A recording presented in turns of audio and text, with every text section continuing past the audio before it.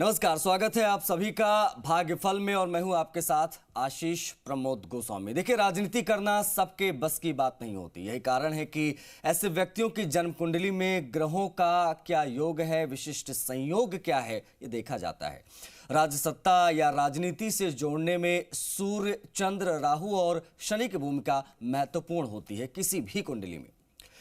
वैदिक ज्योतिष में सूर्य को राजा तो चंद्रमा को राजमाता की उपाधि दी गई है। वहीं राहु को सभी ग्रहों में नीति कारक ग्रह का दर्जा दिया गया है। इसी विषय पर हमें विस्तार से जानकारी देने के लिए हमारे साथ जुड़ रहे हैं ज्योतिष परिषद एवं शोध संस्थान अध्यक्ष ज्योतिषाचार्य पंडित पुरुषोत्तम गौर जी महाराज। आचार्य जी, बहुत स्वागत है आपका भाग्यफल में। जी बहुत धन्यवाद। श्री राम जय राम, जय जय राम, मेरे राम की जय हो। महाराज जी, आज के इस विषय पर आपकी टिप्पणी बेहद महत्वपूर्ण होगी, लेकिन आप टिप्पणी करें उससे पहले तमाम दर्शकों से हम हमेशा की तरह अपील करेंगे कि अगर आप इस कार्यक्रम में जुड़ना चाहते हैं, अगर आपका कोई प्रश्न है, महाराज जी से जुड़कर अपना इस लाइव कार्यक्रम में सवाल पूछना चाहते हैं, तो नंबर आपके स्क्रीन पर हम फ्लैश करने जा रहे हैं। आप नंबर नोट डाउन कर लीजिए, एक बार मैं बोल भी देता हूँ, 0120715386। और जो दूसरा नंबर है वो है 012071538787। तो अपना सवाल पूछने के लिए हमें इन दो नंबरों पर आप कॉल कर सकते हैं, कनेक्ट हो सकते हैं भाग्यफल में। और आपका जो भी प्रश्न है आप अपनी जन्मतिथि, जन्म का समय बताते हुए महाराज जी से जुड़ सकते हो और अपनी कुंडली के बारे में जान सकते हैं। महाराज जी, अब मैं आपका रुख करूंगा और आज के इस विषय पर आपसे बात करने को लेकर मैं बहुत उत्सुक भी हूं। राजनीति में जो लोग जाना चाहते हैं, करियर बनाना चाहते हैं, या जो लोग ऑलरेडी राजनीति में बड़े बड़े पदों पर हैं, कुंडली की क्या भूमिका होती है, ग्रहों की क्या भूमिका होती है इनके राजनीति में प्रवेश करने से लेकर इनके आगे बढ़ने तक? देखिए, आज का प्रसंग बड़ा महत्वपूर्ण आपने रखा है और ये बात सही है कि कई लोग बड़े सरप्राइज तौर पर बड़े पदों पर आसीन हो जाते हैं जो हम कल्पना भी नहीं कर सकते। बिल्कुल। ऐसे पद उन्हें अचानक घर बैठे मिल जाते हैं जो कभी ना उनका कोई स्थिति उस पद को प्राप्त करने की होती है, ना वैसा कद होता है, और उसके बाद भी वो पद प्राप्त कर लेते हैं। ऐसा क्या है जो उन्हें पद प्राप्त हो जाता है? ये एक बड़ी बात है, बहुत बड़ी बात है। और इसके लिए मैं कहना चाहूंगा कि आज जो स्थिति हम देखते हैं कि कई लोग कहते हैं कि ऐसे कैसे संभव हुआ, कि ये ऐसे कैसे मिल गए हमको। मैं इसके पीछे मानता हूं कि भारतीय वैदिक ज्योतिष का बड़ा अपना एक प्रमाण होता है, बड़ा अपना एक भाव होता है, और इसी को लेकर के लोग अपने पदों पर चले जाते हैं। जैसे कोई सामान्य व्यक्ति है और वो अपना काम कर रहा है और उसे पता नहीं कि कैसे उसे राजनीति में इतना बड़ा पद प्राप्त हो गया। पद और प्रतिष्ठा, आशीष जी आप मान के चलिए, ये दोनों ही चीज व्यक्ति को तब मिलती है जब उसका भाग्य साथ देता है। ऐसा हम सभी जानते हैं और ये भी जानते हैं ये कब और कैसे मिले। इसके लिए आपके पुण्य, आपका अपन ये कह सकते हैं काल चक्र में विशेष रूप से जो एक आपका भाग्य, ये ही काम करता है, और तभी जाकर के ये सब संभव हो सकता है। नहीं तो बड़ा मुश्किल है कि कोई व्यक्ति अपने जीवन में मेहनत करने के बाद भी कैसे पद और प्रतिष्ठा प्राप्त कर सके। ये आप मान के चलिए, विशेष तौर पर जो व्यक्ति कहते हैं कि हम ये कर दे वो कर दे, ऐसा कभी नहीं होता। ऐसा तभी संभव होता है जब आपका भाग्य साथ दे, और भाग्य साथ तभी देता है जब आपके ग्रह आपके साथ हों। ये एक दूसरे से जुड़ी कड़ी है और बिना कड़ी के संभव नहीं है कि कोई व्यक्ति किस प्रकार से राजनीति में अपना कार्य कर सके। राजनीति शास्त्र में हम जैसे कई बार देखते हैं कि बहुत मेहनत कर रहे हैं, फिर भी हमें कुछ नहीं प्राप्त हो रहा है। आखिरकार वो चीज क्या है जिसके कारण हमें प्राप्त नहीं हो रहा है? आप ये मान के चलें कि आपका राहु ग्रह, आपका बृहस्पति ग्रह, राहु जब उच्च का हो, मिथुन राशि का हो, तो व्यक्ति को राजनीति में करियर बनाने का अवसर प्राप्त होता है। और यदि मान लीजिए आपका बृहस्पति बहुत अच्छा नहीं है, तो फिर बड़ा मुश्किल है। विशेष तौर पर राहु जो है हम लोगों को बड़ा सफलता दे देता है। आप मानिए राजनीति यानी ऐसी नीति जिससे किसी भी पद पर बैठकर राज किया जा सके। राजनीति करने सबकी बस की बात नहीं होती है। जी। कुंडली के अध्ययन से मालूम चलता है कि राहु ज्योतिष में राजनीति का सबसे बड़ा ग्रह माने। किसी की कुंडली में राहु का संबंध 10वें भाव से है तो वह स्वयं दशम में हो तो व्यक्ति कुशल प्रखर राजनेता बनता है। बृहस्पति की बात हम कर रहे थे, कुंडली में गुरु उच्च का यानी करक का 10वें भाव में हो और संबंध रखता हो तो भी राजनेता बन सकता है। बुध की बात करें तो देखिए कुंडली में बुध मजबूत होने पर व्यक्ति अच्छा वक्ता होने के साथ अंदर राजनीति की समझ होती है। सूर्य मान सम्मान यश का कारक ग्रह है, पर सूर्य लगन चौथा नवम 10वें भाव में व्यक्ति को राजनीति पर उच्च पद देता है। मेरा कहना है लगन भी इसमें काम करती है आशीष जी। जी। अगर किसी जातक की कुंडली में मेष लगन है और उसे सूर्य मंगल शनि राहु शुभ है तो व्यक्ति राजनेता अवश्य बनेगा। वृषभ लगन वाले कुंडली में राहु के साथ शुक्र है तो राजनीति में प्रखरता आती है। मिथुन लगन की बात करें तो कुंडली में शनि सूर्य बुध अच्छी स्थिति में है तो राजनीति में बहुत नाम कमाता है।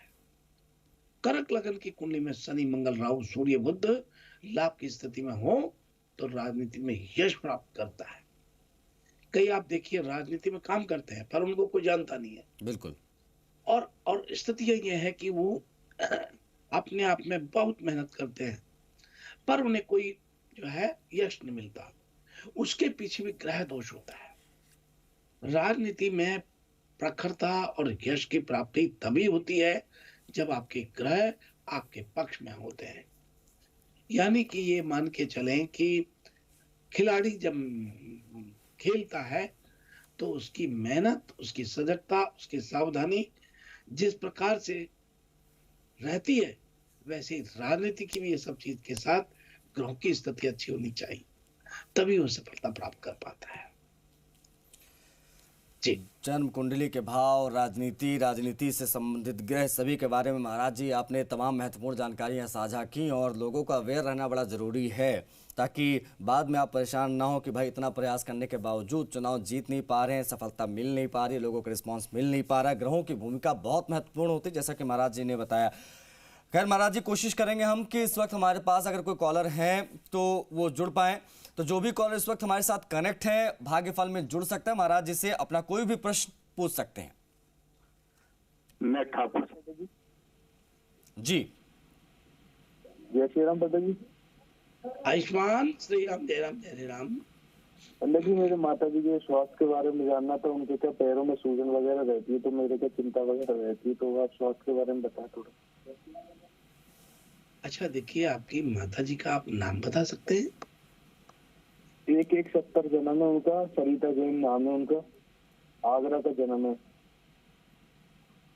ठीक है, और परेशानी क्या है इनको? इनके क्या पैरों में सूजन वगैरह रहती है तो उनसे क्या चला नहीं जाता इनसे पैरों से। समझ गया। देखिए आपकी जन्म पत्री जो मैं देख पा रहा हूँ और आप ये मान के चलें कि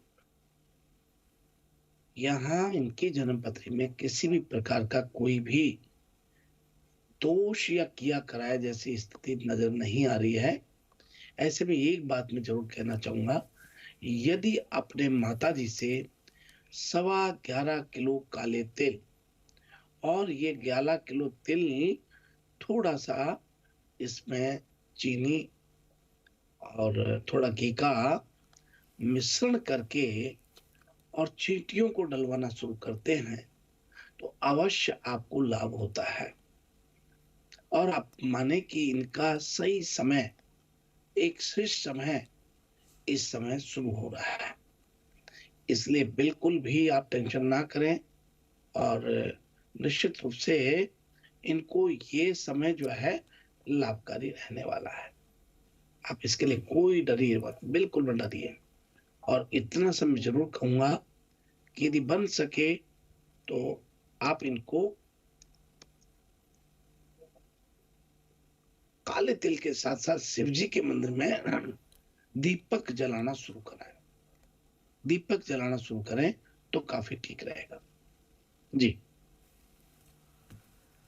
अगले कॉलर, अगर आपका कोई प्रश्न है तो आप भाग्यफल के इस लाइव कार्यक्रम में जुड़ सकते हैं। हेलो। जी हेलो जी, हम सुन पा रहे हैं आपको। पंडित जी, सादर चरण स्पर्श। मैं अजमेर से बोल रही हूँ। मेरा पुत्र है जिसका नाम खुशवंत पाठक है, घर पे हम सौरभ कहते हैं। 4 अक्टूबर 1984, पाली राजस्थान, दिन के 1:30 बजे का जन्म है। जी। लगभग 10-11 वर्ष से बहुत ज्यादा परेशानियों से जूझ रहा है। मैं उसको क्या काम करवाऊं जो उसको उसका पारिवारिक जीवन, आर्थिक स्थिति उसकी सुधर सके। कृपया मार्गदर्शन करें, मैं बहुत परेशान हूँ। बहन जी देखिए माता जी, आपका ये मान के चलें कि जो मैं देख पा रहा हूँ, इनको काफी परेशानी होती है। ये अपने व्यक्तिगत निर्माण के लिए निरंतर संघर्ष करने के बाद भी विशेष सफलता की स्थिति में नहीं पहुंच पा रहे हैं। इसका मतलब ये नहीं हुआ कि इनको सफलता नहीं मिलेगी, वो सफलता मिलेगी। आप कृपा करके और इन्हें नियमित रूप से, यदि आप थोड़ा सा, मैं एक छोटा सा काम बताता हूं, और वो रहेगा कि इनको संध्या के समय शिव मंदिर में देसी घी का दीपक जलाने के लिए कहें। और यदि ये दीपक जलाने के साथ साथ थोड़ा सा कर सकते हैं तो हनुमान चालीसा का एक पाठ और राम रक्षा स्तोत्र का एक पाठ नियमित रूप से करने के लिए कहिए। इनकी नकारात्मकता दूर होगी और इनको लाभ होगा। और इनको इसी साल यानी मार्च के बाद रोजगार प्राप्त होगा। आपको बड़ी मंगल शुभकामनाएं मेरी तरफ से। अगले कॉलर, अगर आपका कोई प्रश्न है तो आप इस कार्यक्रम में जुड़ सकते हैं, अपना समाधान जान सकते हैं। नमस्कार जी, मैं जयपुर से बोल रहा हूँ, राजेंद्र शर्मा।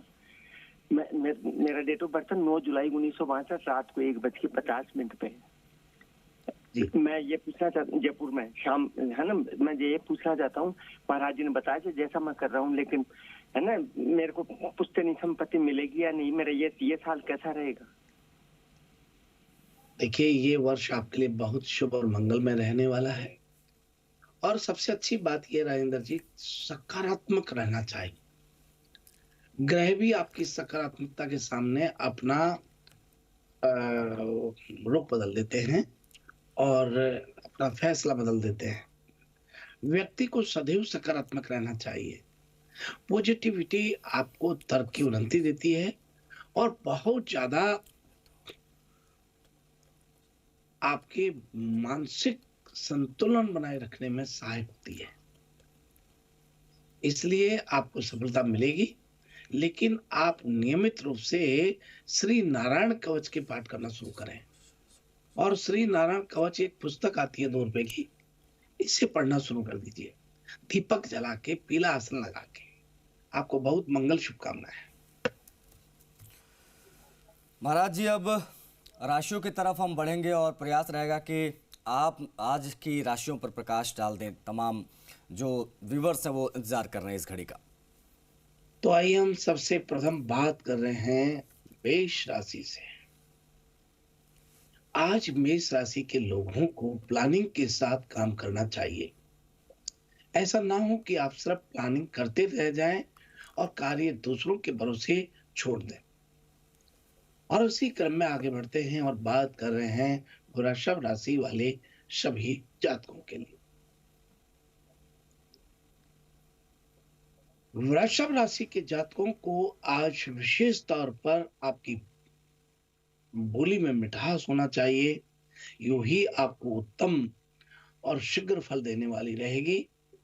साथ ही कुल मिलाकर आज के दिन अच्छे शब्दों का प्रयोग करें।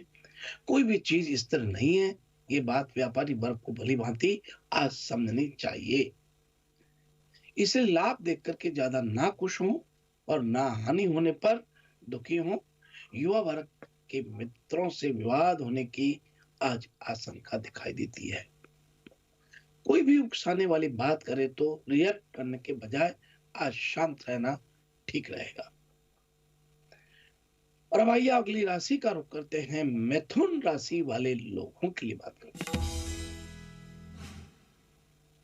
आज मिथुन राशि के लोगों के कार्य योजनाओं का पॉजिटिव रिजल्ट मिलने का दिन है। बीते वक्त से लेकर के वर्तमान तक की मेहनत रंग आज लाएगी। कारोबार के प्रचार प्रसार के लिए आज ध्यान देना चाहिए। और अब आइए हम बात करते हैं कर्क राशि वाले सभी जातकों के लिए। आज कर्क राशि के सभी जातकों के लिए ऑफिशियल कार्य से जुड़ी कोई बड़ी गलती कर सकते हैं।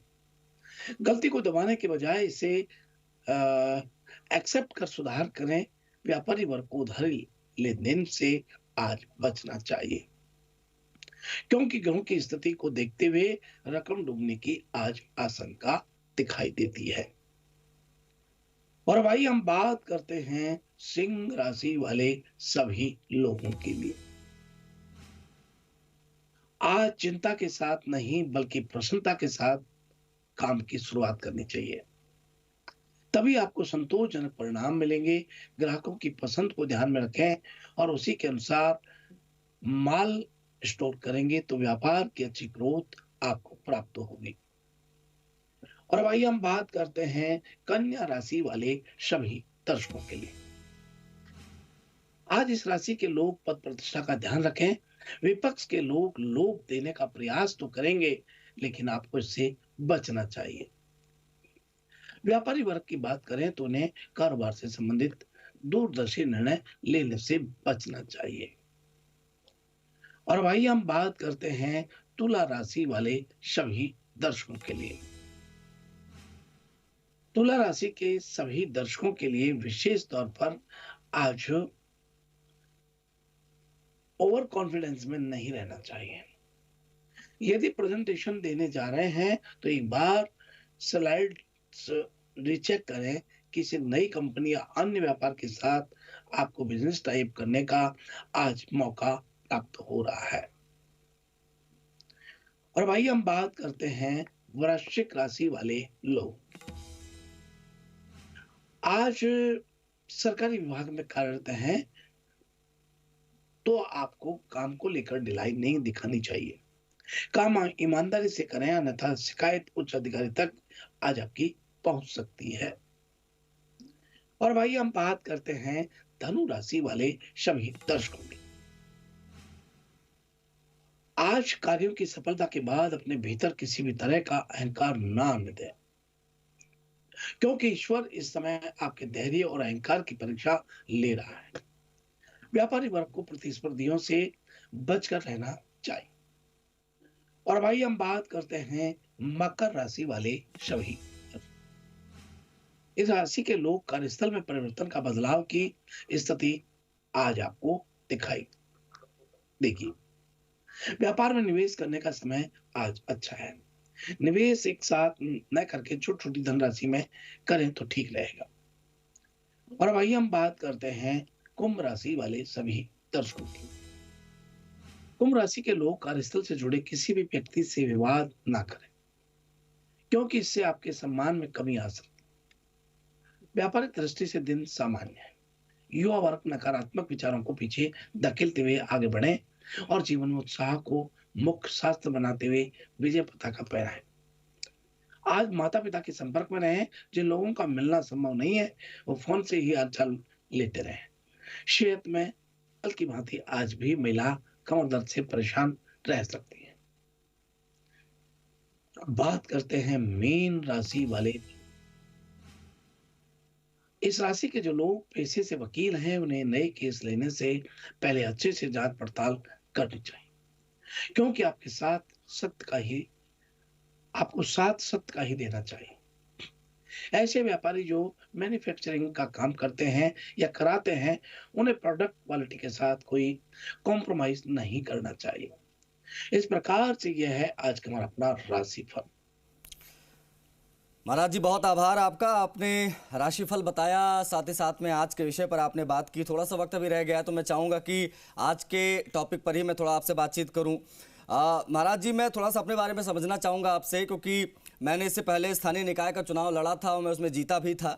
आगे भी अब स्थानीय जो लोग हैं वो चाहते हैं कि जाएं आगे, इस क्षेत्र में आगे बढ़ें, पत्रकारिता के बाद अब अगला स्टेप जो है राजनीति की तरफ बढ़ाएं।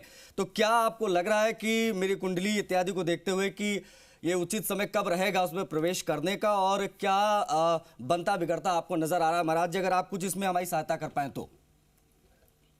देखिए, आपने बड़ा अच्छा प्रसंग रखा है और मैं समझता हूं कि ये प्रश्न कोई सामान्य प्रश्न नहीं है जी ये कोई बहुत जल्दीबाजी में निर्णय देने का भी नहीं है। जी क्योंकि मैं पहले कह चुका कि राजनीति यानी ऐसी नीति बनानी चाहिए जिससे किसी भी पद पर बैठ करके राज किया जा सके। जी राजनीति करना सबके बस की बात नहीं होती है। ज्योतिष की मदद से और कुंडली के अध्ययन से ये मालूम करवाना चाहिए कि हम राजनीति में सफल हो पाएंगे या नहीं।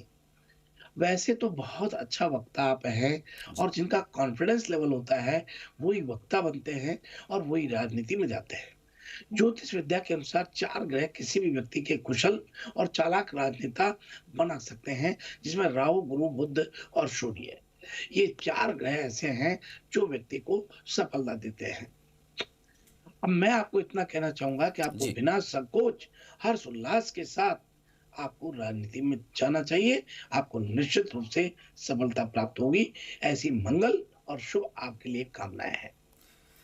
महाराज जी बहुत आभार आपका। और बड़ी चीज़ ये है कि आपने संकेत दिया है तो जाहिर तौर पर ज़रूर इसमें हाथ आजमाएंगे। और इससे पहले जब मैं चुनाव लड़ा था तो मैं जीत कर भी आया था, लेकिन अब कोशिश है जैसा कि आपने कहा है तो ज़रूर हम कोशिश करेंगे कि इस दिशा में आगे बढ़ें। लेकिन मैंने महाराज जी ऐसा देखा, बहुत सारे लोग जो नियमित अंतराल पर प्रयास करते रहते हैं वो पूरी ज़िंदगी खपा देते हैं राजनीति में, लेकिन उनको सफलता नहीं मिलती। कुछ लोगों को मैंने देखा कि 24-25 साल की उम्र में वो लोकसभा सांसद बन जाते हैं, बड़ी ईजिली उनको टिकट भी मिल जाता है, वो चुनाव भी लड़ जाते हैं, वो जीत भी जाते हैं। तो इसमें जन्म से ही उनकी कुंडली स्ट्रांग रहती है या समय के अंतराल पर धीरे धीरे करके चीज़ें बदलती बिगड़ती भी हैं?